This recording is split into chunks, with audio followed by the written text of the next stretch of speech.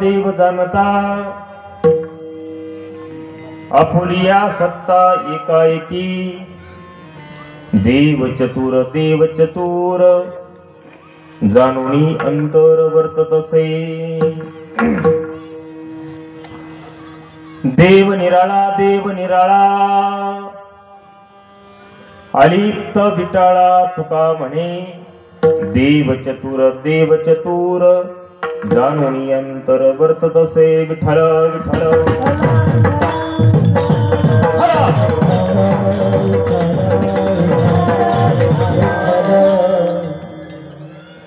श्यामचरण सरोजम सांद्रणीला बुधाभम जगन्निहित पाणी मंडन मंडनाना तरुण तुलसी माला कंधरम कंजनेत्रम सदय धवलहासं विठ्ठलं चिन्तयामि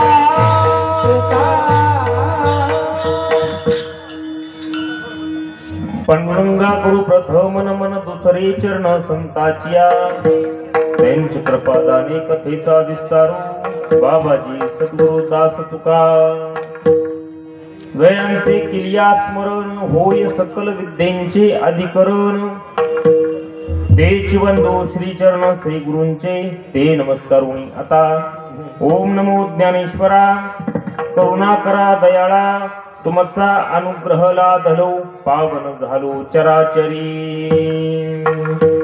इंद्रायणी तिरी धन्य देऊ ग्राम जेथे जन्म घेती सवे तुकया राम अभंगाच्या चिंतने मोक्ष मुक्ती नमस्कार माझा श्री तुकाराम मूर्ती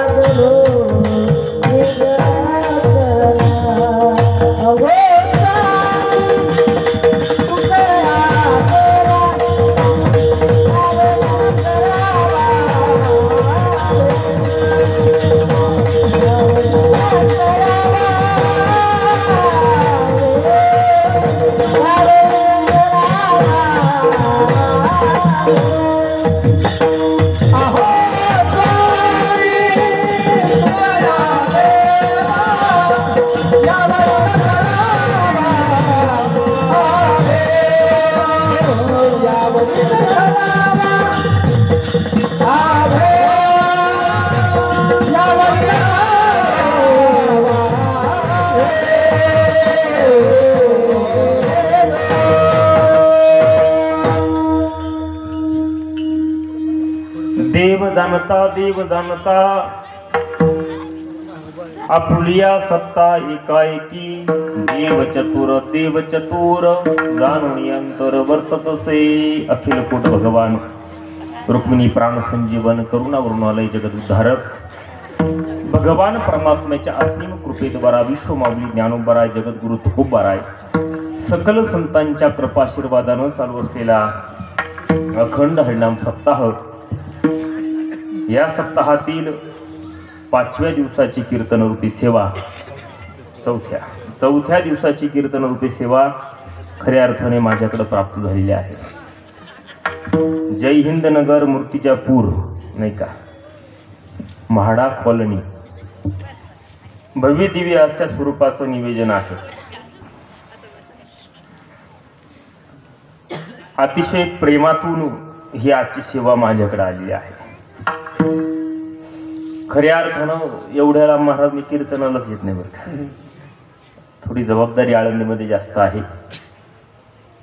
पण प्रेम आमचे सुराशी महाराज असतील, कुंदे महाराज असतील, इकडे पवार महाराज आहेत, सगळी मंडळी आषाढीला वारीमध्ये येत असतात.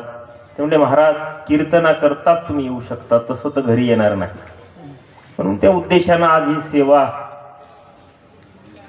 काल परवा त्यांनी मला व्हिडिओ कॉलमध्ये आपलं वातावरण दाखवलं. फार सुंदर मृदंगाचार्य महाराज, वा, दोन्ही मृदंगाचार्य फार गोड आहेत. गायनाचार्य आज म्हटले जरा गायनाचार्य कमी आहेत. कशाचे कमी महाराज, काय आहे, एकाहून एक बळी रे. आमचे बाबांचे विद्यार्थी मला वाटतं महाराज, जयराम महाराज भोसले बाबांचे विद्यार्थी आहेत. कारण आमचे गुरुवर्य बाळासाहेब महाराज शेवाळे त्यांच्याबरोबर भरपूर वेळा मी बोलताना पाहिलंय आणि बाबांचा अतिशय जवळचा सहवास मला लाभला. विठ्ठल विठ्ठल.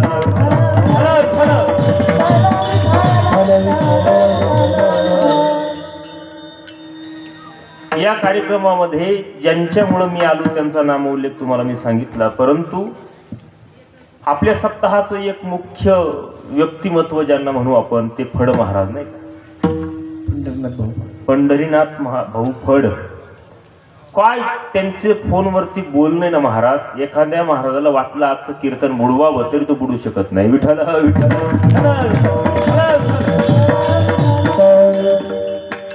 आम्ही तुमच्या स्वागतासाठी तयार आहोत, तुमची वाट पाहत आहोत. महाराज कुठं आहे? ज्यांचं या सप्ताहाला मार्गदर्शन आहे ते महाराज, काय नाव महाराज बाबांचं? आष्टेकर महाराज, नवनाथ महाराज आंधळे महाराज, नवनाथ महाराज आंधळे, अखिल भारतीय वारकरी महामंडळाचे हे वारकरी संप्रदाय तिथं सर्व बसलेलं आहे. इकडे गायनाचार्य महाराज ज्यांनी चाल गायली, इकडे कोलते महाराज, सगळी ज्येष्ठ श्रेष्ठ मंडळी आहे. तुमच्यात फक्त मीच कमी मला वाटतं. विठ्ठल विठ्ठल.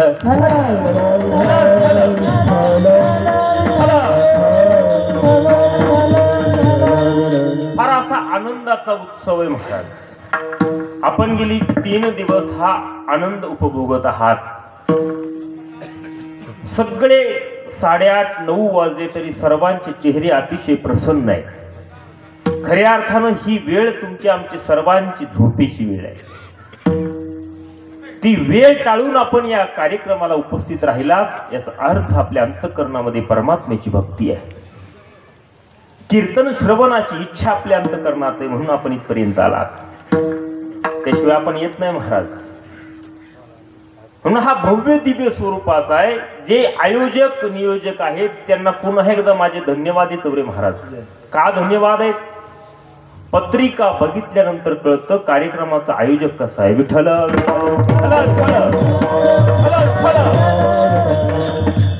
कीर्तनाची जी महाराज संगती लावलेली आहे ना, विशेष आहे. एकाहून एक बळी रे अशी कीर्तनं रोज आहेत. रोज कीर्तनं सुंदर सुंदर तुम्हाला ऐकायला भेटतायत. चांगली चांगली मंडळी. नाही ते एखाद्या गावात महाराज आजचा कीर्तनकार फार चांगला असतो, उद्या सगळं अवघड होऊन जाते. म्हणून आपल्या गावात आता उद्या मला संप्रदायातलं एक मोठं नाव भगवान महाराज गडदे आहे का नाही, सागर महाराज, भाग्यवंत महाराज, एकाहून एक मंडळी आहेत. म्हणून हा सर्व आनंद आपण उपभोगत आहात. आपल्या समोर ठेवलेला अभंग जगद्गुरु संत श्रेष्ठ श्री तुकाराम महाराजांचा आहे. अभंगामध्ये तुकोबाराय परमात्म्याच्या संबंधानं बोलतात, देवाविषयी बोलतात. ऐका, आता आपण चिंतनाला प्रारंभ केलेला आहे, थोडं लक्ष देऊन ऐका. फार काही अवघडही कीर्तन करणार नाही, सोपं सोपं कीर्तन आपण करूयात. परमात्म्याच्या संबंधानं तुकोबाराय बोलतात, देवाविषयी बोलतात. आता आपल्याला जर त्या अभंगावरती बोलायचं असेल, चिंतन करायचं असेल, थोडस आपण एक 2-3 प्रकारचे वर्ग आपण पाहू. ऐका, या जगतामध्ये आपण पाहिलं तर एक वर्ग देवाला मानतही नाही आणि देवाला जाणतही नाही. कीर्तन फार सोपं आहे. माझं कीर्तन जर सर्वांनी सर्वांगाचे कान करून जर ऐकलं, उद्याचे महाराज गैरहजर असतील, कोणी कीर्तन करू शकतो. विठ्ठल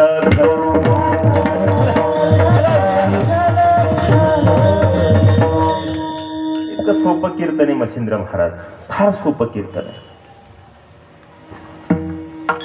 एक वर्ग तुम्हाला सांगितला, देवाला मानतही नाही आणि देवाला जाणतही नाही. माझ्या कीर्तनात बोलत चालायचं, बोललं तर मला कीर्तन करता येतं.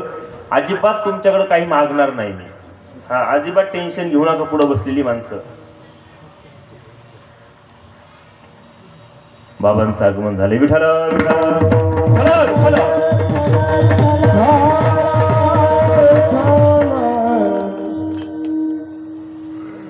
काय सांगितलं, तुम्ही माझ्याशी बोलायचं. तुम्ही आम्ही खेळीमेळी गदा रोळी आनंदे.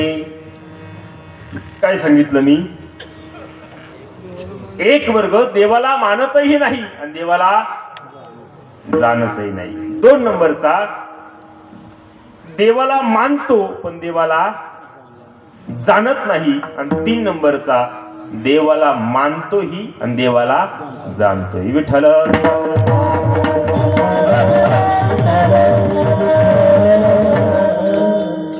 देवाला मानत नाही, जाणत नाही, त्याला नास्तिक म्हणा. देवाला मानतातही, देवाला जाणतातही, त्यांना संत म्हणा. आणि देवाला मानतो पण देवाला जाणत नाही, त्याला भाविक म्हणा. विठ्ठल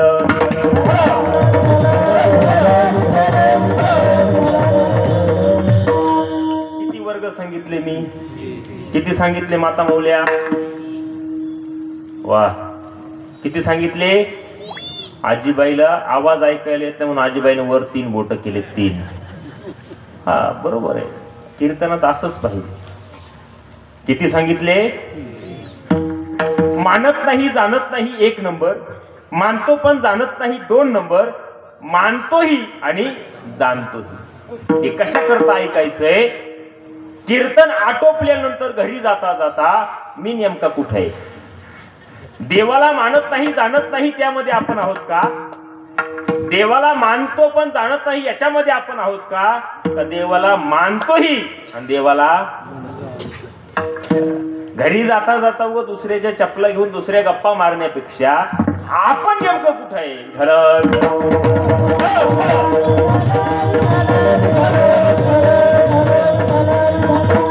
देवाला मानतही नाही आणि देवाला जाणतही नाही, त्याला तुकोबाराय देव सांगत नाही.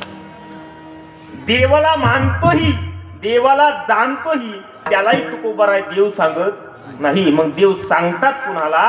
जो देवाला मानतो पण देवाला जाणत नाही. विठ्ठल विठ्ठल.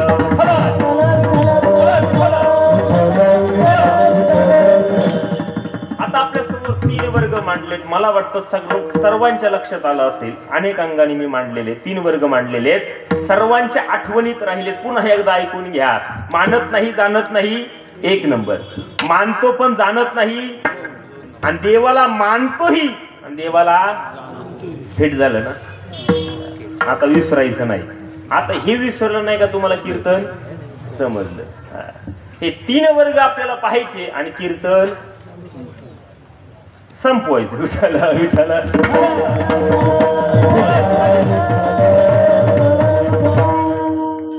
काय सांगितलं? आता पहिल्या नंबरचा वर्ग आपल्याला घ्यायचा आहे. देवाला मानतही नाही आणि देवाला जाणत नाही, त्याला काय म्हणतात? काय म्हणतात? हा, आता इथं कोण नाही, इथं सगळी देवाला मानणारीच माणसं आहे म्हणून कीर्तनाला आलेले हे का नाही. आता देवाला मानतही नाही, देवाला जाणतही नाही, त्याला नास्तिक म्हणतात. मग आपण जर चिंतन केलं, ज्ञानोबरायांच्या ज्ञानेश्वरीमध्ये जर आपण पाहिलं तर नास्तिक काय असतो? जो स्वतःही देव मानत नाही, जो मानत असेल त्याला सुद्धा मानू देत नाही. स्वतः कीर्तनाला येत नाही आणि दुसरा चालला त्याला बी जाऊ देत, त्याला नास्तिक म्हणतात. पावसाळ्याच्या दिवसामध्ये अनेक उदाहरणे बघा. पावसाळ्याच्या दिवसामध्ये पावसात गारा पडतात. आपल्याकडे पडतात का? आता तुम्ही शहरातली माणसं आहे, पण तुमच्याकडे पाहून मला बऱ्यापैकी असं वाटतं तुम्ही सगळी खेड्यातली माणसं असावी. शहरात रहिवासी आहेत. मग पावसाळ्याच्या दिवसामध्ये पावसात गारा पडतात. ती गार पावसातून जर एखाद्या पिकावरती पडली तर पिकाला काय करते? काय करते? नासवते. आकाशातून पिकावरती पडलेली गार स्वतःही विरघळते, अर्थात नाश पावते आणि त्या पिकालाही काय करते? नासवते. तसा नास्तिक स्वतःही परमार्थ करत नाही आणि जो परमार्थ करत असेल त्याला सुद्धा करू देत नाही. आता ऐका, महाराजांचं एक प्रमाण आहे. माशी आपण याते छळवी आणि पुढे यांची बांधती शिनवी. एक उदाहरण आहे. एक सदग्रस्त जेवण करण्याकरता बसला. आता कसं काय कशाचं जेवण होते? डाळबट्टी आहे का नाही? आमच्याकडे मासवडी असते प्रसिद्ध, आपल्याकडे डाळबट्टी आहे का नाही? त्या डाळबट्टीचं जेवण जसं तसं गुलाबजामचं जेवण करण्याकरता एक सदग्रस्त बसला. ऐका, पोटभर जेवला, भरपूर जेवण केलं आणि जेवण झाल्यानंतर आता उठायचंय, शेवटचाच घास त्यानं खाला, आता उठायचंय. पण त्याच्या मित्रानं लांबून पाहिलं. जसे आपल्या पंक्ती आता पहा किती लांब लांब बसले होते, आहे का नाही? फार वाढणाऱ्याच अवघड आहे, त्याचा योगाच झाला म्हणायचं.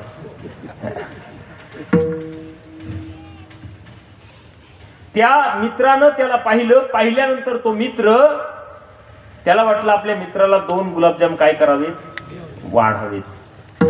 त्यानं हातामध्ये गुलाबजामची बाटली घेतली, धावत धावत त्याच्यापर्यंत गेला. त्याला म्हटला, 1 गुलाबजाम घे. त्यानं सांगितलं, गड्या एवढं पोटभर जेवलोय, आता 1 सुद्धा गुलाबजाम खाण्याची नव्हे पाहण्याची सुद्धा इच्छा राहिलेली नाही. त्यानं सांगितलं, 100 मीटर वरून बाटली घेऊन मी तुझ्या करता आलो, तू 1 जर गुलाबजाम घेतला नाही तर माझा काय अपमान आहे. 1 गुलाबजाम तुला घ्यावंच लागेल. त्याच्या आग्रहास्तव त्यानं तो 1 गुलाबजाम घेतला. पात्रावळीतून हातामध्ये उचलला, तोंडापर्यंत आणला. आता तो तोंडात टाकायचा, पोटात जाणार. पण तोंडात टाकण्याच्या अगोदर त्या तेवढ्या अंतरातून एक माशी आली त्याच्या पोटामध्ये. आता तुम्ही म्हणसाल महाराज कशी गेली? आता कशी गेली कशी आली तिला माहिती, पण त्याच्या पोटामध्ये गेली. आता तुम्ही कीर्तन ऐकत असताल तर लक्ष द्या. पोटात गेलेली माशी तिच्या दृष्टीने ती सिडको बस स्टँड सारखं मोठं गोडाऊन आहे. कुठंतरी एखाद्या कोपऱ्याला रात्रभर मुक्काम करावं 7च्या गाडीनं. पण ती माशी काय करते? पोटात गेलेल्या अन्नाला, सर्व अन्नाला भेटते. पोटात गेलेल्या, आपल्याकडे पोळी म्हणतात नाही का, आमच्याकडे चपाती म्हणतात. पोटात गेलेल्या पोळीला भेटते, भाताला भेटते, भाजीला भेटते, गुलाबजामला भेटते, सर्वांना भेटते. आणि प्रत्येकाला म्हणते, तुम्ही माझ्या अगोदर जरी आले असले तरी कसे राहतात ती मी पाहते. अशा बऱ्याच माशा असतात. कळतंय का? जरी 2 वर्ष 4 वर्ष माझ्या अगोदर आली असली तरी आता कशी राहते ती मी पाहते. विठ्ठल विठ्ठल.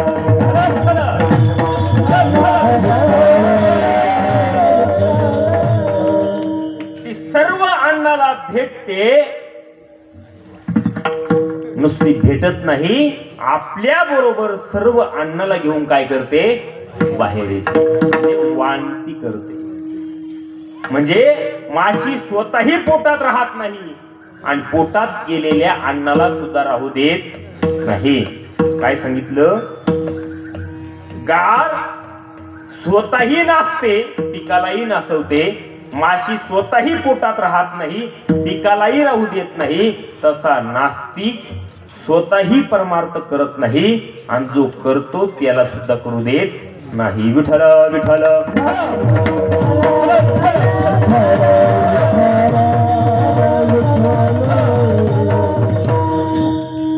जातीवंत नास्तिक, हाडाचा नास्तिक कोण? जो स्वतः परमार्थ करत नाही तो नाही, तर तो स्वतःच करतच नाही पण दुसऱ्याला करू देत नाही ना, हा जातीवंत नास्तिक महाराज. आता तुम्ही महाराज, आता सगळी वारकरी महाराज परमार्थिक लोक आहे, भाविक लोक आहे, तरी मला उत्तर द्या. तुम्हाला माहितीये जातीवंत दारुड्या, हाडाचा दारू पिणारा कोण? काय सांगितलं? जातीवंत दारुड्या, हाडाचा दारू पिणारा कोण? जो स्वतः एकटा दुकानात जातो, आपल्या पैशानं दारूची बाटली विकत घेतो, घरी जातो, पितो, शांत जेवण करतो, झोपतो, हा दारुड्या मुळीच नव्हे. ऐकताय ना? मग जातीवंत दारुड्या कोण? जो आपल्या पैशानं दारूच्या बाटल्या विकत घेतो आणि गावातल्या माळकऱ्यांना पाचतो. विठ्ठल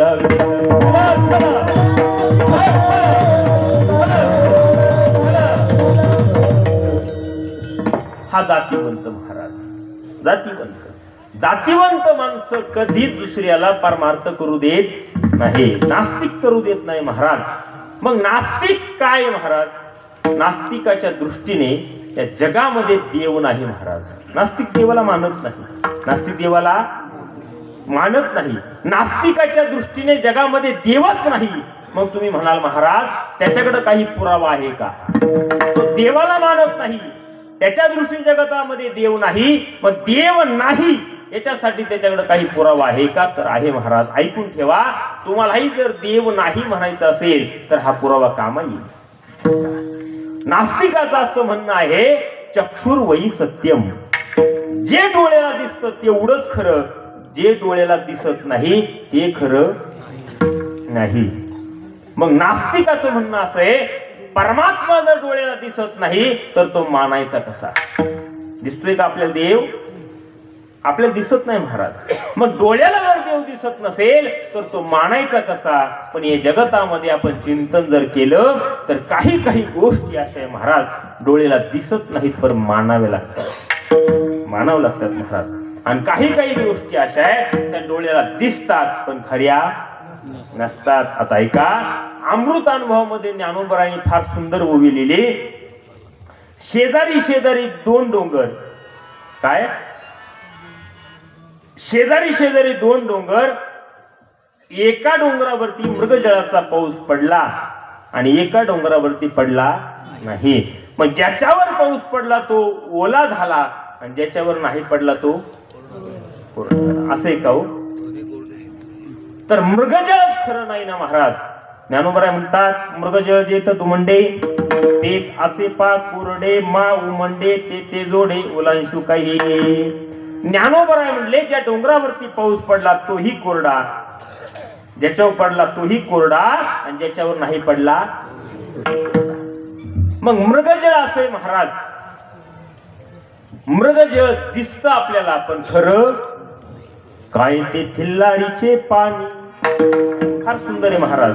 त्या पाण्याने आपलं तोंडही भिजत नाही आणि पोटही भरत नाही, असं मृगजळ आहे. आणि मृगजळ जर खरं असतं तर आपल्याला ह्या पावसाची वाट पाहावी लागली नसती, त्याच्यावरच आपण शेती पिकवली असत्या. मग मृगजळ डोळ्याला दिसतं पण खरं नसतं. अनेक प्रमाण आहे महाराजांची.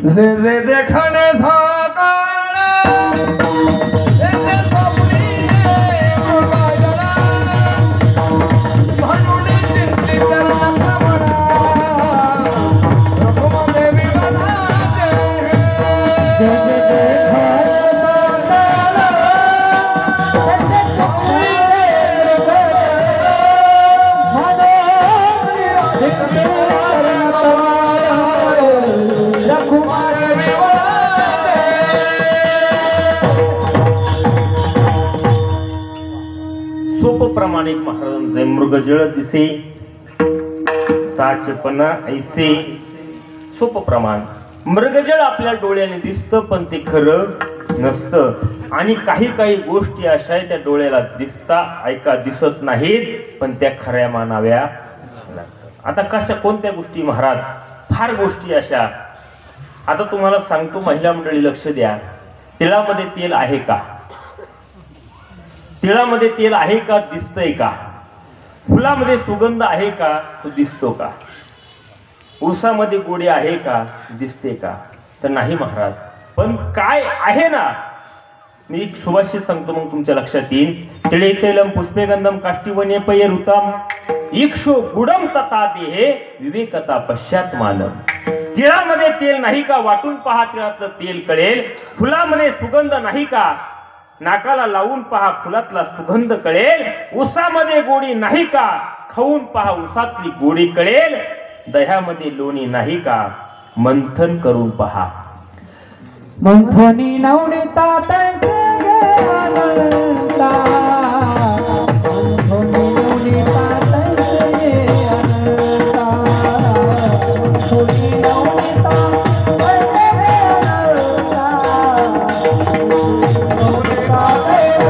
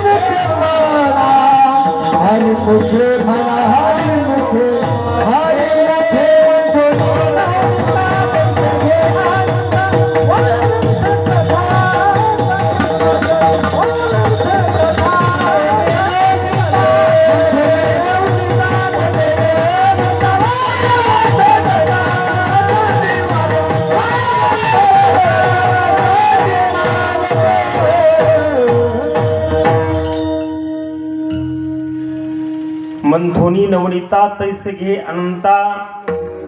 मंथन करून पहा म्हणजे दह्यातलं लोणी कळेल. ऐका, मग या जगतामध्ये देव नाही का? तर या जगतामध्ये देव आहे महाराज. मग या देवाला जर आपल्याला पाहायचं असेल तर काय करावं लागेल? संतांच्या संगतीमध्ये जावं लागेल. जोपर्यंत संतांच्या संगतीमध्ये जात नाही तोपर्यंत देवाचा दिव्य अनुभव आपल्याला प्राप्त होत नाही. देवाचा दिव्य अनुभव जर प्राप्त करायचा असेल तर संतांच्या संगतीमध्ये जावं लागेल. नाटाच्या अभंगामध्ये महाराज फार सुंदर सांगतात, संतांच्या संगतीत गेल्याशिवाय आकाशन करता संताचे संगती, आकाशन करता संताचे संगती, खडका संताचे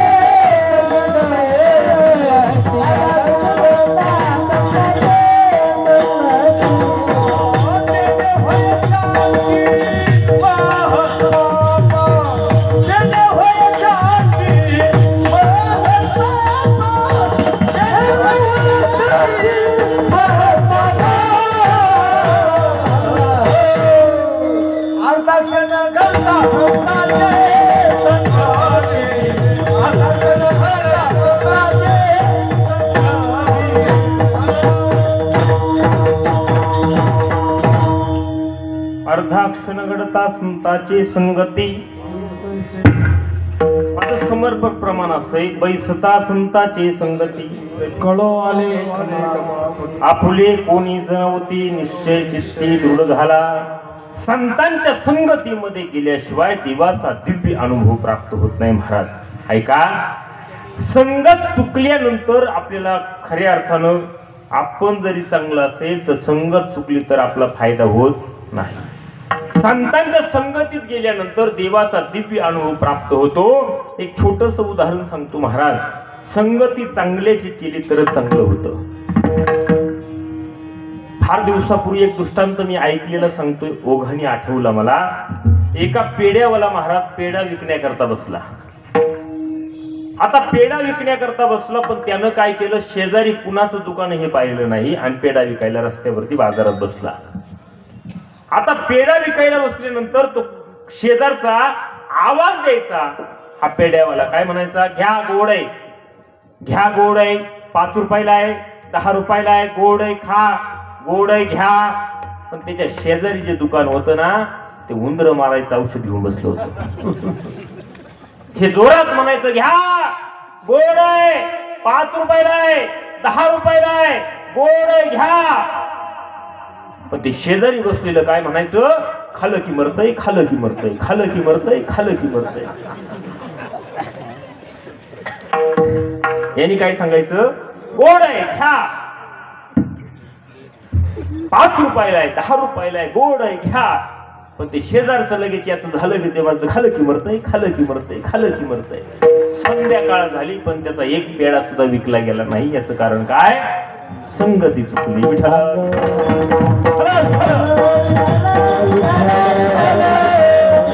हरिता घायाळाचा संग, घायाळाचा हे करिता घायाळाचा संग, घायाळाचा संग, अंग अंग माथरे, अंग अंग माथरे,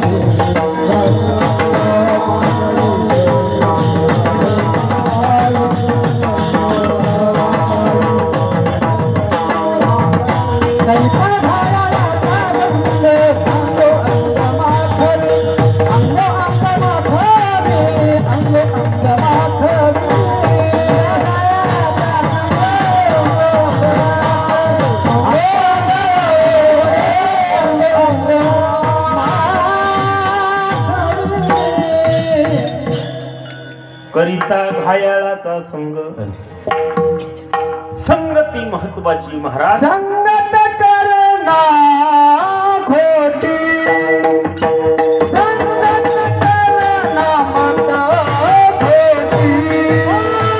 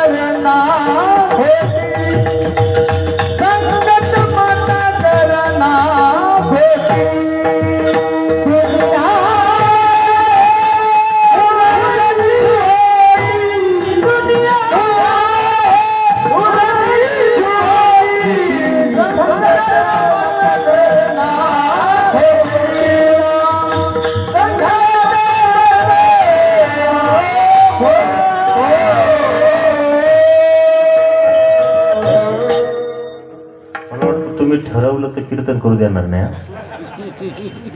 एवढी मंडळी म्हणल्यावर काय कीर्तन करणार. विठ्ठल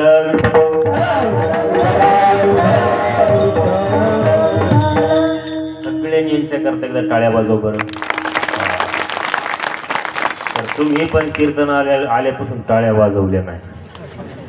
आता माता माऊलीनंतर म्हणलं का वाजवलं नाही, ते म्हणजे महाराज म्हटलंच नाही टाळ्या वाजव.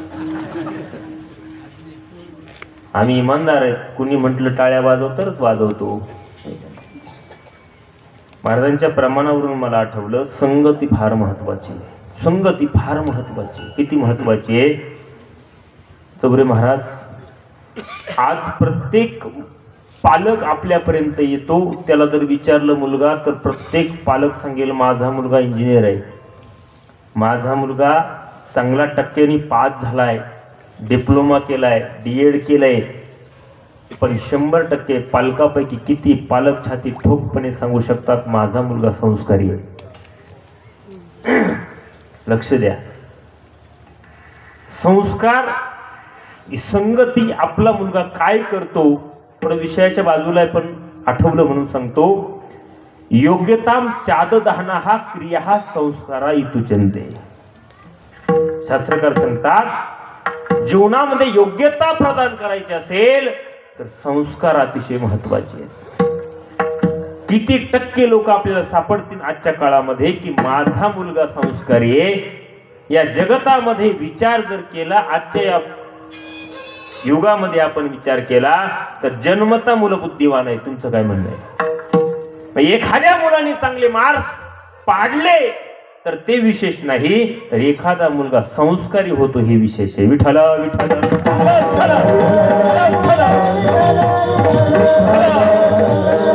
आजच्या काळामध्ये पालकांना अभ्यासावर मुलाच्या लक्ष जेवढं द्यायचंय ना, त्याहीपेक्षा मुलाच्या संस्कारावर लक्ष देण्याची गरज आहे. लक्ष दिलं पाहिजे महाराज. आपला मुलगा कुणाच्या संगतीत जातो, कुणाच्या सोबत फिरतो, कुणाच्या शेजारी बसतो. आपण रात्र आणि दिवस त्या मुलांच्या मोठं होण्याकरता रात्रंदिवस कष्ट करतो, पण आपण कमवली संपत्ती जर मुलांनी व्यवस्थित नाही ठेवली तर काय उपयोग आहे? काय उपयोग? आता हे माझ्यासोबत आलेला मुलगा आहे बघा, छोटा. तुम्ही सगळ्यांनी त्याचा आवाज ऐकला असेल. इथं असलेल्या मंडळीपैकी कोणीतरी असा असेल की त्याचा मोबाईलला आवाज ऐकलेला असेल. कोणीतरी एक जण तरी सापडेल. आवडे निरंतर हेची ध्यान. फार गाजलेला आवाज त्याचा आहे. आता त्या मुलाचा जर विचार केला ना महाराज, सुराशे महाराज, अगदी प्रतिकूल, अगदी गरिबीतली परिस्थिती असलेला तो घरचा मुलगा आहे. 3 मुलं आहेत. 3ही मुलांना वारकरी संप्रदायात त्या वडिलांना दिलेलं आहे. आणि 3ही मुलं एवढाले लहान लहान आहेत आणि 3ही मुलं याच्यासारखीच गातात. आज त्या पालकाची परिस्थिती अशी की संस्थेची फी नाही, त्याच्या हार्मोनियमच्या क्लासची फी सुद्धा भरण्याची शक्ती नाही. पण तरी रात्रंदिवस कष्ट करून, मोलमजुरी करून त्या मुलांना घडवतात. त्यांना सुद्धा करता येत नाही का महाराज? नोकरी लावता येत नाही का? पण सांप्रदायिक संस्कार त्यांचं एकच म्हणणं असतं, महाराज मी घरी मुलगा आला तरी त्याला काहीतरी ऐकवतो, पण तसंच झोपू देत नाही. विठ्ठल विठ्ठल.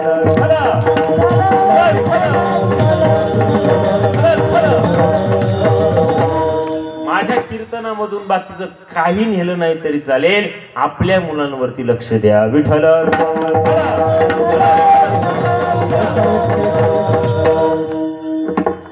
आता आमच्याकडे आळंदीला चौरे बाबा संस्था आहे. बाबांच्या आशीर्वादाने चालवतो छोटीशी. पण माझ्या संस्थेत तुम्ही कधी आलात महाराज तर गेटला कायम कुलूप असतं. कुठल्याच मुलाला काहीच कारण सांगून संस्थेच्या बाहेर शाळेच्या व्यतिरिक्त जाऊ देत. एखादा मुलगा म्हटला महाराज माऊलींचं दर्शन करायचंय, मी म्हणतो 2 ओव्या पाठ कर. विठ्ठल विठ्ठल.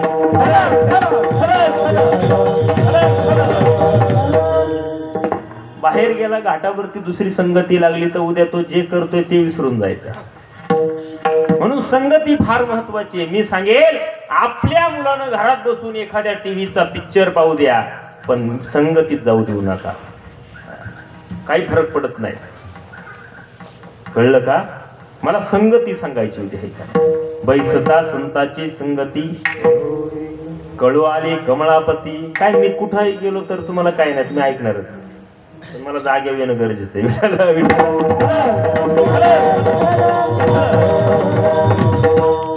आपुले कोणीच नव्हती, निश्चय चित्ती दृढ झाला.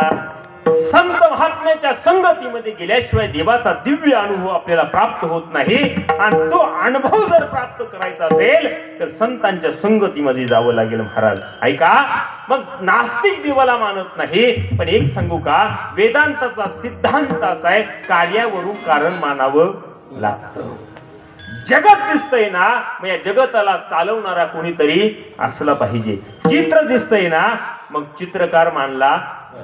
मडकं दिसतंय ना, मग कुंभार मानला पाहिजे. दागिना दिसतोय ना, मग या दागिन्याला घडवणारा सोनार मानला पाहिजे. मी सांगत नाही जगता मेदिनो करता कुलालेन विनागटहा चित्रकारम विना चित्रम स्वतैव भवित कदा. चित्र दिसतंय मग चित्रकार मानला पाहिजे. मडक दिसतंय मग कुंभार मानला पाहिजे. दागिना दिसतोय सोनार मानला पाहिजे. आता एखादं मडक घडवलं आणि घडवल्यानंतर जर कुंभार, इथं कुंभार नाही ना, असू द्या, एखाद्या कुंभारानं जर मडक घडवलं आणि कुंभार जर गेला मग तुम्ही कुंभार मानणार नाही का? मानावं लागेल. ज्या अर्थी मडक दिसतंय त्या अर्थी कुंभार मानला पाहिजे. आता हा आवाज आल्यापासून एवढा क्लिअर चालू आहे, काहीच नाही महाराज, शिट्टी नाही, चिर नाही, चूर नाही, काहीच नाही, अगदी स्पष्ट आवाज चाललाय. याचा अर्थ याला कोणीतरी ऑपरेटर, मी जरी माग पाहिलं नाही तरी माझ्या माग कुणीतरी याला चालवणारा आहे. जर त्याला चालवणारा नसता तर हा व्यवस्थित चालला. तसं हे जगत आहे महाराज, या जगताला चालवणारा कुणीतरी महाराज. मडक दिसतंय कुंभार मानला पाहिजे, चित्र दिसतंय चित्रकार मानला पाहिजे, दागिना दिसतो सोनार मानला पाहिजे. ऐका ज्ञानोबराय सांगतात, एरवी तरी भूम्यातून स्वयंब काय घड्या गाडग्याचे निगती कोंब परिते कुलालमतीचे गर्भ उमट येती. ज्ञानोबराय म्हणतात मडक्याचे काय कोंब, कोंब म्हणजे आपल्याकडे शेतामध्ये पिकाचे कोंब येतात ना, मडक्याचे काय मातीचे कोंब डायरेक्ट जमिनीतून वर येत नाही. कुलालमतीचे गर्भ उमट येते. कुलाल म्हणजे कुंभार, मती म्हणजे त्याची बुद्धी, त्याच्या बुद्धीची किमया म्हणजे मडकं तयार होतं. तसं या जगतामध्ये महाराज हे जगत चालतंय ना, म्हणजे या जगताला चालवणारा कुणीतरी असला पाहिजे, तो मानायलाच पाहिजे. पण काय असतं सांगू का तुम्हाला? ऐका काय असतं, ज्याला मानायचंच नाही ना महाराज, मानायचंच नाही ना. काही काही लोक मानत नाही महाराज, अजिबात मानत नाही. आता तुमच्यात जर एखादा असला मी देवाला मानत नाही, डोळ्याने दिसत नाही ना, मग मी मानणार नाही. मला सांगा, जो म्हणतो ना मी देवाला मानत नाही, डोळ्याला दिसत नाही म्हणून मी मानत नाही, त्याचाच जर बाप मेला, ऐकताय ना तुम्ही, जो म्हणतो ना मी दिसत नाही म्हणून देवाला मानत नाही, त्याचाच जर बाप मेला, तुम्ही 10-5 माळकरी त्याच्या घरी जा. ऐका बरं का, तुम्ही 10-5 माळकरी त्याच्या घरी जा आणि त्याला म्हणा, संपतराव आम्हाला तुझा बाप पाहायचा आहे. तो म्हणेल तुम्ही जर एक 5-6 महिन्यापूर्वी आले असते तर माझा बाप तुम्हाला भेटला असता. आता मी तुम्हाला माझा बाप दाखवू शकत नाही, कारण ते वैकुंठवासी झाले. तुम्ही त्याला म्हणा तू काहीच सांगू नको, आम्हाला तुझा बाप डोळ्यांनी पाहिजे. तुझा बाप काळा का गोरा, उंच का बुटका, कसा नेमका, जाड होता का पातळ होता, तो बाप आम्हाला डोळ्याने पाहायचाय, समक्ष पाहायचाय. तो म्हणून तुम्हाला तेच सांगतो, माझा बाप आता जिवंतच नाही, मरून 5-6 महिने झाले, आता माझा बाप तुम्हाला डोळ्यांनी दाखवू शकत नाही. तुम्ही त्याला म्हणा तू जर आम्हाला तुझा बाप दाखवू शकत नाही तर तुला सगळं मीच बोलू का? तुम्ही बोला ना काही. तुला बापच नाही असं म्हणून जमतंय का? असं म्हणून जमतंय का? ज्या अर्थी मुलगा दिसतो ना त्या अर्थी आईबाप मानावे लागतात. हा वेदांताचा सिद्धांत आहे. कार्य दिसतंय ना, मुलगा दिसतोय ना, मग आईबाप मानावे लागतात. पूजनीय मामासाहेबांचा एक दृष्टांत आहे, मामासाहेब दांडेकरांचा. मामा कीर्तनामध्ये सांगायचे, कीर्तनात मामाने एक छोटस गुबगुबीत पोरग उभं केलं महाराज, गुबगुबीत, आणि त्याला विचारलं, बाळा तुझं नाव काय? त्यानं आमका डमका काहीतरी सांगितलं. कुठं राहतो, काय करतो, त्याला विचारलं महाराज. आता पोरं फार हुशार आहेत महाराज, फार चतुर आहेत पोरं, आपल्यासारख्याला जमू देत नाही. फार हुशार पोरं महाराज, फार हुशार. फार ओघात आलं म्हणून सांगतो, प्रसिद्ध उदाहरण आहे महाराज. असं कीर्तनाला प्रवास आपण येतो, कीर्तनाच्या अगोदर एखाद्या घरात थांबतो. असंच एक वेळेला एका घरामध्ये थांबणं झालं. पोरं फार आगाव असतात महाराज. ते टीव्हीला कार्टून पाहत होतं ते पोरग. काय पाहत होतं? कार्टून पाहत होतं. त्याला म्हटलं, बाळ्या हे कार्टून मला काही कळत नाही बाबा, काहीतरी दुसरं लाव, बातम्या लाव, काहीतरी कर. त्यानं काय केलं 10-5 मिनिटं माझं ऐकून घेतलं, रिमोट तर हातात दिलंच नाही, पण 10 मिनिटानं रिमोट माझ्या हातात दिलं, घराच्या बाहेर निघून गेलं. मी 10 मिनिट ते रिमोट हातात घेतलं आणि बटन दाबून दाबून परेशान झालो, रिमोट बाजूला ठेवून दिलं. ते 10 मिनिटानं पोरग आत आलं. मी त्याला म्हणलं का रे, त्यानं रिमोट हातात घेतला, लगेच त्याचं कार्टून चालू केलं. मी त्याला म्हणलं 10 मिनिट झाले मी आदबतोय, एवढे बटन दाबले तरी चॅनल बदलणार, तू एका मिनिटात कसं बदलवलं? तो म्हणला महाराज त्याचे सीएल मी सोबत नेले होते.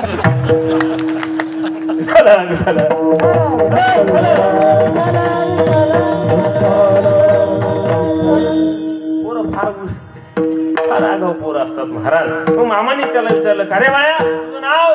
त्याने नाव सांगितलं. म्हणले का रे कुठं राहतो? त्याचं गावाचं नाव सांगितलं. मग अरे तुझ्या गावामध्ये तुला काही घरमाडी घरदार आहे का? ते म्हटलं मामा गरीब कशाचं घर कशाची माडी? म्हटले. मामा म्हटले असेल गरीब, नसेल घर त्याला. दुसरा प्रश्न मामाने विचारला. म्हणले का रे बाळ्या तुला काही तिथं शेतीबाडी? ते म्हणलं मामा गरीबाला कशाची शेती कशाची बाडी? म्हणजे नसेल शेती, याला गरीब असेल. पुढचा प्रश्न मामाने त्याला विचारला. म्हणे का रे बाळ्या अरे तुला तिथं काही चुलता चुलती? ते म्हणला मामा गरीबाला कशाची चुलते कशाची चुलती? पुढे प्रश्न त्याला विचारला. म्हणजे बाळ्या तुला काही मामा मामी? ते म्हटला मामा गरीबाला कशाची मामा आणि कशाची मामी? मामांना वाटलं त्याची आई एकटीच असेल. पुढे जाऊन मामाने विचारला. मामा म्हटले बाळ्या सांग तुला काही आई बाप? म्हणलं मामा गरीबाला कशाची आई कशाचा बाप?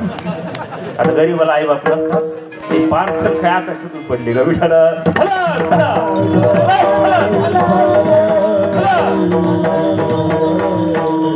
वेदांताचा सिद्धांत असा आहे कार्यावरून कारण मानावं लागतं. मुलगा दिसतो ना मग आई बाप मानावे लागतात. जगत दिसतंय ना मग या जगताला चालवणारा कुणीतरी असला पाहिजे. या जगताला चालवणारा असला पाहिजे. पण एक सांगू का, नास्तिकाचा स्वभाव बनला देव नाही. पण ज्याला देव नाहीच म्हणायचा आहे त्याला तुम्ही किती सांगा तरी तो मान्य करू शकत नाही, कारण त्याचा स्वभाव बनला महाराज देव नाही म्हणण्याचा. आता ऐका, एखाद्याचा स्वभावच असतो महाराज नाही म्हणण्याचा स्वभाव. कसं सांगतो तुम्हाला, ऐका. 2 आंधळे एकत्र आले. ऐकताय तुम्ही? लक्ष देऊन ऐका. 2 आंधळे एकत्र आले. एका आंधळ्याने दुसऱ्या आंधळ्याला प्रश्न विचारला. म्हणला संपतराव तू कधी सूर्य पाहिला का? काय प्रश्न विचारला?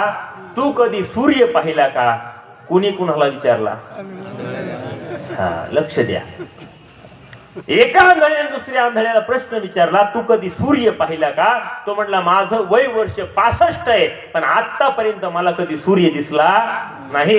तो म्हटला तुला सूर्य दिसला नाही, मला सूर्य दिसला नाही, आणि लोक बावळटासारखे सूर्य सूर्य काय करत असतात. मला एक सांग, तुला सूर्य दिसला नाही, मला सूर्य दिसला नाही, आपण काय त्याचा बांध कोरलाय का? आपण काय त्याच्या मुलीचं लग्न मोडलंय का? आपण काय त्याच्या गाईचं दूध उडवलंय का? आपल्याला का दिसत नाही? सगळ्या जगताला सूर्य दिसतो ना आपल्याला दिसत नाही, काय कारण आहे? तो म्हटला अरे बावळटा, लोकांचा स्वभाव एक निघालं का सगळे त्याच्या मागे जातात. अरे आपल्याला ज्या अर्थी सूर्य दिसत नाही म्हणजे या जगतामध्ये सूर्य आहे. माणसाचा स्वभाव असतो रे, एक निघालं का सगळे त्याच्या मागे जातात.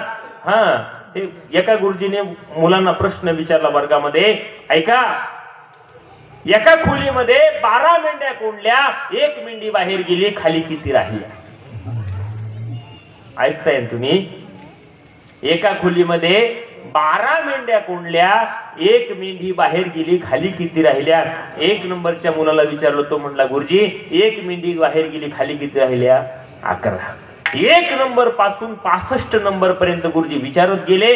66 नंबरचा जो मुलगा होता ना तो ढ विद्यार्थी, त्या वर्गामध्ये बऱ्याच त्याने महाराज 4-5 वर्ष काढलेले होते. त्या मुलाला प्रश्न न विचारता गुरुजी दुसरं गणित शिकवायला घेतलं आणि बहुतेक आज प्रश्नाचं उत्तरच महाराज त्याला येत होतं. त्यांनी गुरुजींना विचारलं गुरुजी मला न विचारता तुम्ही दुसरं गणित शिकवायला सुरुवात केली, मला विचारा. ते म्हटले तुला कधीच उत्तर येत नाही, आज काय येणार आहे? तो म्हटला आजच्या प्रश्नाचं उत्तर मलाच येते. सांग मग एका खोलीमध्ये 12 मेंढ्या कोंडल्या, 1 मेंढी बाहेर गेली, खाली किती राहिल्या? तो म्हणला गुरुजी एकही नाही. गुरुजी म्हणले बावळट आहे का, मूर्ख आहेस का? प्रश्न नीट ऐकून घे. एका खोलीमध्ये 12 मेंढ्या कोंडल्या, 1 मेंढी बाहेर गेली, खाली किती राहिल्या? तो म्हटला गुरुजी तेच सांगतो, एकही नाही. कारण मेंढराचा स्वभावच असा आहे. महाराज म्हणतात एक गेले जावे त्याच्या मागे, एक मेंढी गेली तर सगळे मेंढ्या तिच्या मागे जातात. मग ते आंधळ म्हटलं अरे माणसाचा स्वभाव हा मेंढरासारखा, एक निघालं का सगळे त्याच्या मागे जातात. आपल्याला सूर्य दिसत नाही, त्या आरती सूर्य नाही. मला सांगा त्यांनी आता शांत बसावं का नाही? ते महाराज मोठ्या प्रिंटिंग ऑफसेट मध्ये, त्या प्रेस मध्ये गेले, मोठ्या पत्रिका हँडवेल छापल्या. कशा करता? सूर्याचा निषेध नोंदवण्याकरता. काय? सूर्याचा निषेध. हा, सूर्याचा निषेध महाराज. आणि मग त्या 2 आंधळ्यांनी पत्रिका छापल्या, पूर्ण जिल्हाभर. महाराज संभाजीनगर जिल्ह्यात सगळ्या चिटकवल्या आणि सगळ्या आंधळ्यांना आमंत्रित केलं. सगळ्या जिल्ह्यातले आंधळे एकत्र मोठा मंडप लावला. तेज कशा करता? सूर्याचा निषेध. सगळे आंधळे एकत्र झाले आणि मग महाराज एका जणांना प्रस्तावित केलं. अध्यक्ष भल्या मोठ्या धेरीचा जूड अध्यक्ष खुर्चीमध्ये बसवला. एका जणांना प्रस्तावित केलं, ऐका माझ्या बंधू आणि भगिनीनो, आपण या ठिकाणी कशा करता उपस्थित झाला तुम्हाला सर्वांना माहिती आहे. मी तुमचा जास्त वेळ न घेता अध्यक्ष महोदयांना विनंती करतो आपले अनमोल विचार मांडावेत. अध्यक्ष महाराज खुर्चीवर उठला, पण 10 मिनिटं त्याची माईकची गाठच पडावी. 10 मिनिटांना त्याच्या हातामध्ये माईक आला आणि हातात माईक आल्याबरोबर तो आंधळा म्हणतो, माझ्या बंधू आणि भगिनीनो, तुम्हाला पाहिलं की मला मोठा आनंद होतो. ऐकताय काय म्हणतो? माझ्या आंधळ्या बंधू आणि भगिनीनो, तुम्हाला पाहिलं की मला मोठा आनंद होतो. आपण या ठिकाणी कशा करता उपस्थित झाला तुम्हाला सर्वांना माहिती आहे. ऐका माझ्या आंधळ्या बंधूंनो, ऐका माझ्या आंधळ्या भगिनीनो, तुम्ही कधी सूर्य पाहिला का? हलून आवाज आला, नाही महाराज, आम्ही आतापर्यंत कधी सूर्य पाहिला नाही. मग सूर्याचा निषेध नोंदवायचा का? हो. आणि मग सगळ्या लोकांमध्ये रजिस्टर फिरलं, सगळ्यांच्या सह्या झाल्या, सगळ्यांचे अंगठे झाले आणि सगळ्यांचे अंगठे होऊन ते फाईल महाराज त्या स्टेजवरती आलं आणि सगळ्यांचं निषेध सभा झाली, ती नोंदवणी झाली. आणि तेवढ्यात त्या स्टेजच्या पाठीमागून 10-5 घुबडं महाराज तिथं आहेत. कोण? घुबडं. आता घुबडांचं बी असं आहे महाराज, जेव्हा घुबडांना दिसतं तेव्हा सूर्य नसतो आणि जेव्हा त्यांना दिसतं का डोळे फुटती दिवसा डुडुळाची डुडुळ म्हटले बरोबर आहे. आता घुबडांना बी सूर्यदर्शन नाही आणि आंधळ्यांना सुद्धा सूर्यदर्शन नाही. आणि मग ते घुबडातलं एक आलं, त्यानं हातामध्ये माईक घेतला. ते म्हणला, आत्ताच माझ्या आंधळ्या बंधूंनी जो सूर्याचा निषेध नोंदवला त्याला आमच्या घुबडांच्या जातीचा जाहीर पाठिंबा. आता तुम्ही ऐकत असाल तर लक्ष द्या, किती आंधळे आणि किती घुबड एकत्र आले म्हणजे सूर्याचं अस्तित्व संपणार आहे. सूर्य आहे तो आहे. सूर्य उद्या उगवायचा थांबणार आहे का? किती घुबड, किती आंधळे, तसं कितीही नास्तिक आणि आंधळे आणि किती नास्तिक घुबड जरी देव नाही म्हटले तरी आपला देव आहे तो आहे. विठ्ठल विठ्ठल.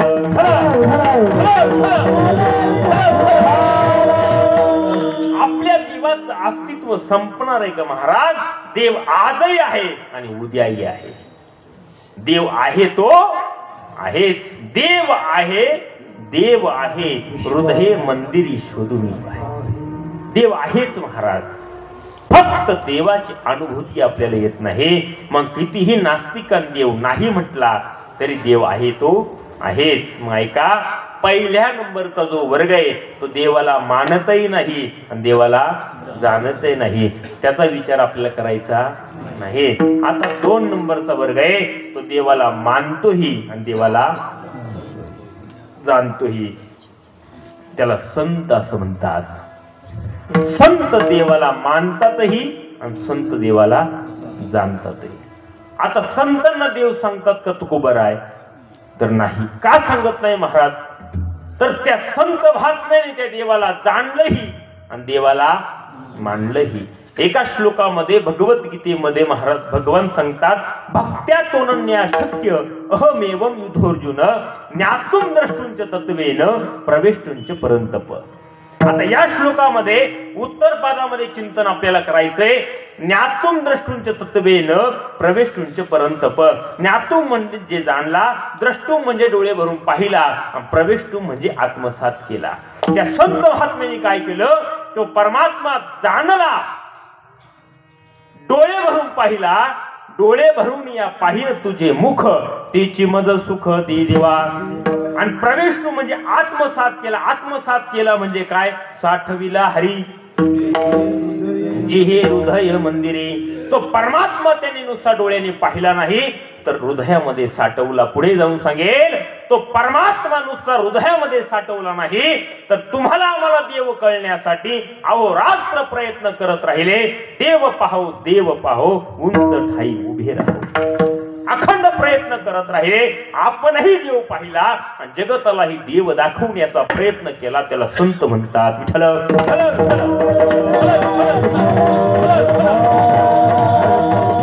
मग त्या संत महात्म्याने देवाला जाणलंय, ओळखलंय, मानलंय, मग त्यांना देव सांगण्याची गरज नाही. ज्याला जे कळतं त्याला ते सांगणं म्हणजे शहाणपणा नाही.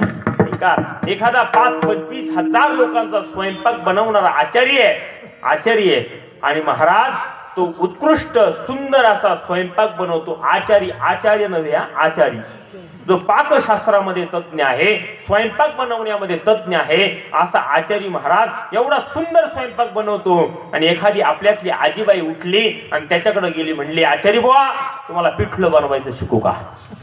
तुमच्याकडे काय म्हणतात त्याला? बेसन म्हणतात का? बेसन बनवायचं शिकू का? आता ज्याला 5-25 हजार लोकांचा बिनचूकपणे स्वयंपाक करता येतो त्याला बेसन बनवता येत नाही का? म्हणजे ज्याला जे कळतं त्याला सांगणं म्हणजे आपलं काय आहे, बावळटपणा आहे. महाराज विठ्ठल. मग संत महात्म्यांनी तो परमात्मा जाणला, त्याला पाहिलं, मग त्या संतांना देव सांगण्याची गरज नाही. मग देव सांगायचा कुणाला? तुम्हाला आम्हाला महाराज. तो 3 नंबरचा वर्ग आहे. देवाला मानतो पण देवाला जाणत नाही. भाविक आहे, गळ्यामध्ये तुळशीची माळ घालतोय, कपाळाला गंध लावतोय, पंढरीची वारी करतोय, पण खऱ्या अर्थानं देवाचं अस्तित्व त्याला मान्य नाही. देवाचं अस्तित्व त्याला माहित नाही. देवाचं अस्तित्वाचं ज्ञान त्याला नाही. त्याला देव सांगण्याची गरज आहे. विठ्ठल.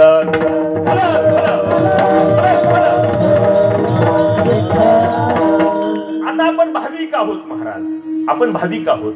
आपल्याला परमात्मा श्रद्धा आहे आपल्या अंतःकरणामध्ये, देवाविषयी आवड आहे, प्रेम आहे, पण देवाचं अस्तित्व आपल्याला खऱ्या अर्थाने कळालेलं नाही. आपण भक्ती करतो पण देव केवढा, देव कोण आहे, कसा आहे देव आपल्याला माहित नाही. कवन मी केतुला कवनाचा कै झाला. नेमका देव कोण आहे,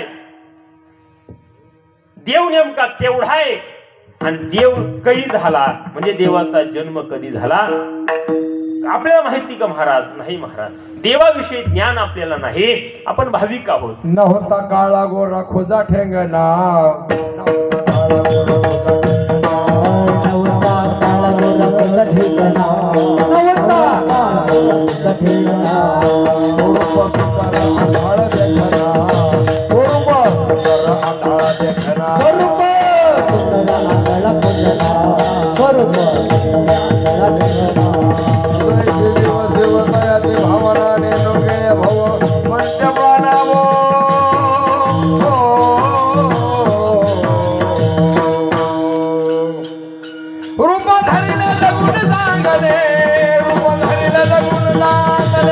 रूप धरिले जगून सांगले, रूप धरिले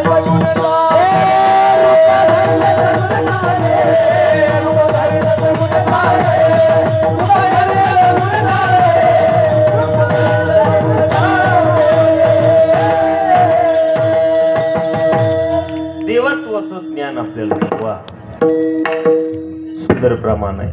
प्रमाण देण्यासाठी महाराज पाठाच असावं लागतं. प्रमाण देता येते. काही काही कीर्तनाला मच्छिंद्र महाराज गायक लोक असतात. आता इथं महाराज सगळी ज्ञानी आहेत, है का नाही? सगळी मोठी मोठी मंडळी आहेत. एखाद्या कीर्तनाला असं येतं महाराज, अशी वेळ येते आमच्यावर चौरे बाबा, आपलं कीर्तन चालू असताना सहजच एखादा प्रमाण देतो. आपण कीर्तन संपल्यानंतर त्याला विचारलं, महाराज हे प्रमाण तुम्ही का दिलं? मला पाठ होतं म्हणून दिलं.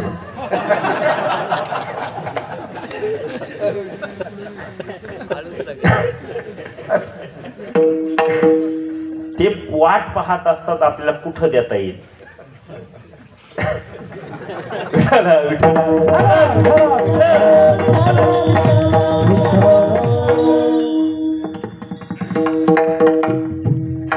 मी सहजासहजी महाराज आळंदीतले, आता मच्छिंद्र महाराज आज योगायोगाने आम्ही सोबत आलो, तर आळंदीतले प्रवीण महाराज सोळंकी आम्ही सोबत असतो. ते असले तरच मी कीर्तनाला जातो. पण महाराजांनी, सुरासी महाराजांनी, कुंदे महाराज मला म्हटले, महाराज काळजी करू नका, आमच्याकडं एकापेक्षा एक गायक आहेत आणि वादक आहेत म्हटले. त्यांनी व्हिडिओ कॉल करून दाखवलं महाराज यांचं दोघांचा मृदंग आणि गायनाचार्य. नाही, परवा दिवशी ऐकलं, परवा दिवशी म्हटलं काय सगळा मावल आहे म्हटलं. एवढा आनंद पाहिजे कीर्तनात महाराज. विठ्ठल विठ्ठल विठ्ठल.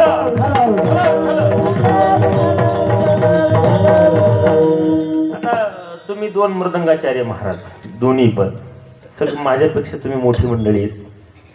खरं सांगू, तुम्ही काय वाजवता मला काही कळत नाही महाराज, पण गोड लागते, फार गोड लागते. परवा दिवशी आळंदीमध्ये कृष्णदादा सोळंकेंचं वादन झालं, तुम्ही ऐकून असाल.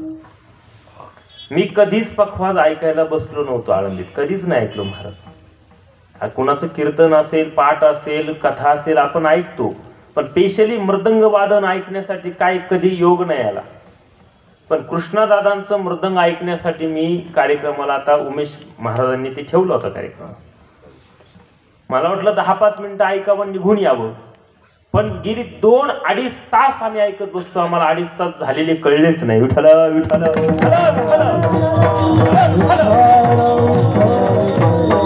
मृदंग वाजवणं म्हणजे काय महाराज? ज्याला काहीच कळत नाही त्याला गोड वाटवणं हाच तो विशेष वादक आहे. ज्याला कळतंय तो रंगणं हे वाजवणं नाही. मी काय सांगतो, ज्याला कळतंय तो रंगणं म्हणजे वाजवणं नाही. त्याला काहीच कळत नाही तो त्यालाही वेळ घालून त्याच्या कानाला गोडी लावणं हेच खरं वाजवणं आहे. मी आल्यापासून तुमचा मृदंग पाहतोय. तुमचं नाव काय महाराज? मयूर महाराज. तुमचं? वा, हा, काकांचे शिष्य. या दोघांकरता एकदा टाळ्या वाजवा. अशी मृदंगाचार्य असल्यानंतर महाराज कसाही कीर्तन करा असो, सगळ्यांना आनंद प्राप्त होतो. विठ्ठल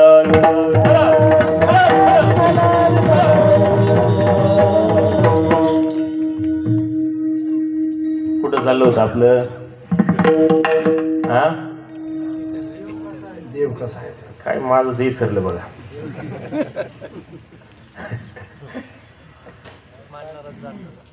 काय आहे? देव, आपण भाविक आहोत, श्राद्धाळू आहे, पण देवाचं खऱ्या अर्थाने अस्तित्व आपल्याला माहित नाही, देवाचं ज्ञान आपल्याला नाही.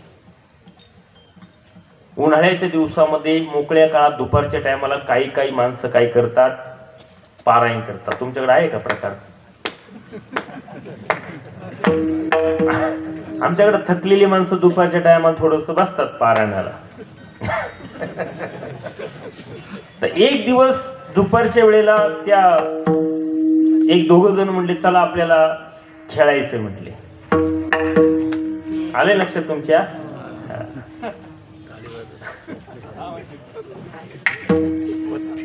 ते म्हणलं आपण नाही खेळायला येणार. म्हटलं काय कारण बाबा? म्हणजे मंदिरात खेळायचं असेल तर मी येणार नाही, चावडीवर असेल तर येतो. आणि त्या डावाचं असं आहे, कमीत कमी 4 जण महाराज सुराशी महाराज असावे लागतात. किती जण असावे लागतात? तरच तो डाव रंगतो. मग त्यांना त्याची गरज होती, ते म्हणले तू चल. त्यानं सांगितलं मंदिरात खेळायचं असेल तर मी येणार नाही, चावडीत खेळायचं असेल तर मी येतो. त्याचा गैरसमज तुमच्या लक्षात आला का? मंदिरात खेळलं तर देवाला दिसतंय, चावडीतलं देवाला दिसत. मला सांगायचं काय, आपण भाविक आहोत, पण देवाचं अस्तित्व काय त्याचं ज्ञान आपल्याला नाही. एक भाविक होता, माळकरी होता. सकाळी सकाळी उठला, देवपूजा केली, कपाळाला गंध लावला आणि रस्त्यानं निघाला. रस्त्यानं निघाल्यानंतर त्याला थोडीशी सवय होती. आमच्याकडं बिडी म्हणतात, बिडी. तुमच्याकडे काय म्हणतात? त्या मराठवाड्यामध्ये काट्टा पेटी काहीतरी म्हणतात. इकडे खाली जालना जिल्ह्याकडे गेलं, तुमच्याकडे म्हणतात का? हा म्हणतात का? आमच्याकडे प्रसिद्ध आहे संभाजी बिडी. आमच्या संगमनेरला बिडी बनवतात फार. त्याला ती आवड होती बिडीची. त्यानं बिडी पेटवली आणि ओढत ओढत रस्त्याने चालला. चौकात आल्यानंतर मंदिर दिसलं. त्याला वाटलं आपण काय करावं, दर्शन घ्यावं. भाविक होता, श्रद्धाळू होता. देवाचं दर्शन घ्यावं म्हणून मंदिराकडे पाहिलं, पण हाताकडे लक्ष गेल्यानंतर बिडी तर बोटभर शिल्लक होती. आता बिडी तर टाकायची नाही, दर्शन तर करायचंय. बिडी तर टाकायची नाही. सूत्र लक्षात ठेवा, माझ्याकडं ऐकून ठेवा. त्या बिडीचं असं सूत्र आहे, बिडीच्या पाठीमागच्या बाजूला कोपऱ्यात दोरा गुंढळलेला असतो. तुम्ही कधी बिडी पाहिली का? काही म्हणते आम्ही केलेली.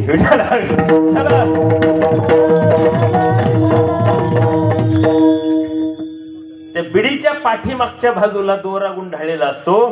त्या बिडीचं शास्त्र असं आहे, ती दोरा गुंढळलेला जिथपर्यंत आहे तिथपर्यंत ओढली तर फुल टू पैसा, तरच पैसे वसूल होतात, तोपर्यंत पैसे वसूल होत नाही. मग त्यानं बिडी पाहिली, बोटभर शिल्लक आहे. मग करायचं काय? त्यानं बोटामध्ये धरली, हात पाठीमागच्या बाजूला धरला आणि असा सरळ मंदिरामध्ये गेला. देवाच्या पायावरती डोकं टेकवलं, असाच पाठीमाग आला, गरकन फिरला आणि रस्त्याने चालू लागला. त्याचा भाव असा होता, देवानं माझी पुढची बॉडी पाहिली पण पाठीमागची बिडी पाहिली. आता मला तुम्ही सांगा, त्या देवाला पाठीमागची बिडी दिसणार नाही का? त्याच्या डोळ्याचं ऑपरेशन झालंय का? त्याला मोतीबिंदू झालाय का? अरे कबीरदासजी सांगतात, चिटी के पाव में घुंगरू बजे कोई अल्लाह सुनता है. अरे मुंगीच्या पायात बांधलेल्या घुंगराचा आवाज जर देवाला ऐकायला येत असेल तर आपली बोटभर बिडी दिसणार नाही का? कुठल्या भ्रमात आहे आपण? मुंगीच्या पायात बांधलेल्या घुंगराचा आवाज जर त्याला येत असेल तर मुंगीचा पाय केवढा, बारीक लक्ष द्या. मुंगीचा पाय केवढा, त्या मुंगीच्या पायात बांधलेलं घुंगरू केवढं आणि त्या घुंगराचा आवाज केवढा. लेकिन ओ भी अल्लाह सुनता है. अरे मुंगीच्या पायातल्या घुंगराचा आवाज जर देवाला ऐकायला येत असेल तर आपली बिडी दिसणार नाही का? आपलं महाराज आपलं कसं आहे सांगू का?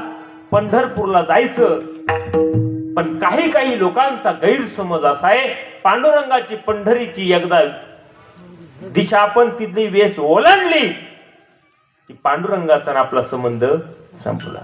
पांडुरंग फक्त पंढरपुरापुरताच, पंढरपूर सोडलं तर देवाचा आपला संबंध संपला. जर त्याला असं वाटलं असतं की पंढरपूरला गेल्यानंतर देव नुसता पंढरपूर पुरता नाही तर सगळीकडे आहे, तर महाराज त्यानं एखादा रस्त्यावर येता येता महाराज भाविक असतात, पंढरपूरला जातात आणि रस्त्याने येता येता एकांत हॉटेल पाहतात. ऐकताय तुम्ही? हॉटेल कोणतं?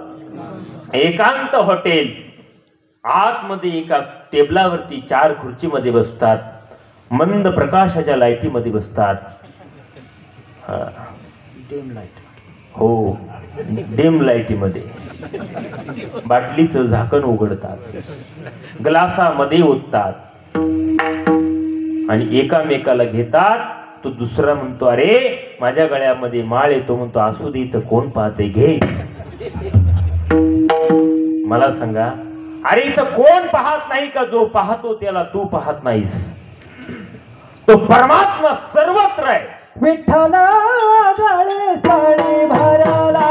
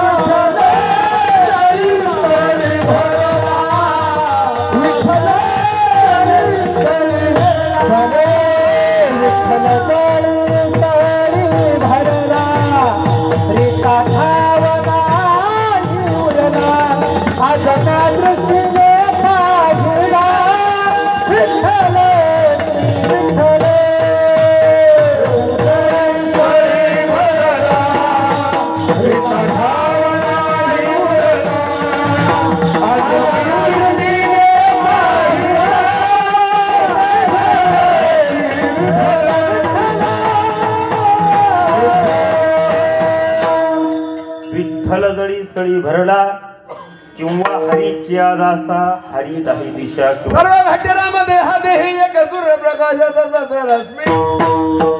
सर्व घटनामध्ये हा देही एक सूर्यप्रकाशाचा रश्मी. सर्व घटनामध्ये हा देही एक सूर्यप्रकाशाचा रश्मी. सर्व घटनामध्ये हा देही एक सूर्यप्रकाशाचा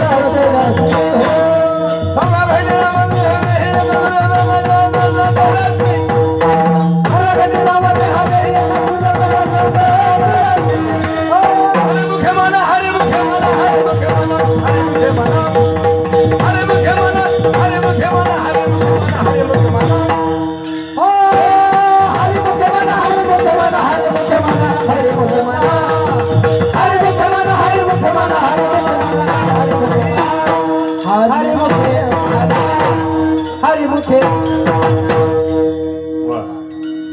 सर्वा घटी राम देहादी एक सूर्यप्रकाशक सहस्रश्मी सच्चित परमात्मा. महाराज मग देव तुम्ही म्हणता, महाराज देव काय, देव कसा?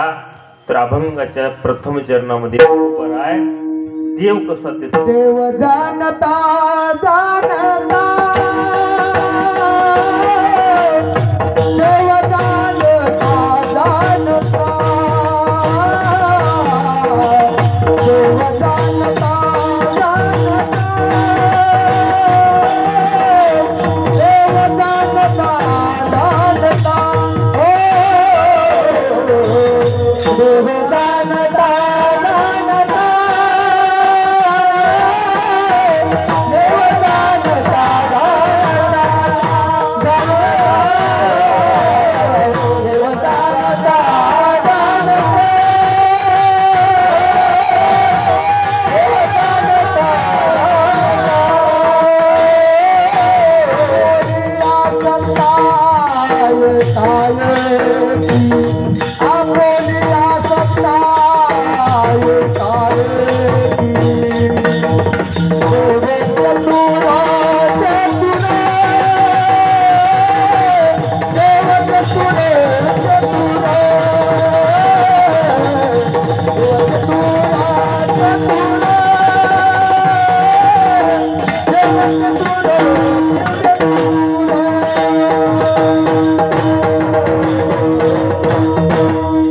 अभंगाच्या पहिल्या चरणामध्ये तुकोबाराय संतान परमात्मा कसा आहे जाणत